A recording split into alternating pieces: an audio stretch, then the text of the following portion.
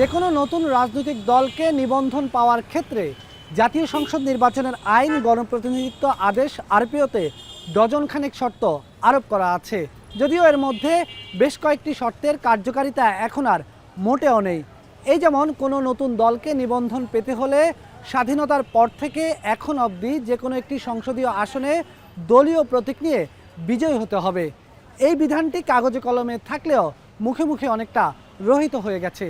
এটি শুধুমাত্র 2008 সালে যখন প্রথমবারের মতো রাজনৈতিক দলগুলোকে নিবন্ধনের আওতাভুক্ত করা হয় তখনকার জন্যই কার্যকর ছিল। তবে এখনও নিবন্ধনের এমন কিছু শর্ত আছে যেগুলো যে কোনো নতুন দলের ক্ষেত্রেই বেশ কঠিন এবং চ্যালেঞ্জিংও বটে। গণপ্রতিনিধিত্ব আদেশে রাজনৈতিক দলের নিবন্ধনের জন্য যেসব শর্ত দেওয়া আছে তা হলো ন্যূনতম 21টি জেলা ও 100টি উপজেলায় কমিটি ও কার্যালয় থাকতে হবে। পাশাপাশি প্রতিটি উপজেলা বা থানায় সদস্য হিসাবে অন্তত 200 জন ভোটারের অন্তর্ভুক্তি থাকতে হবে।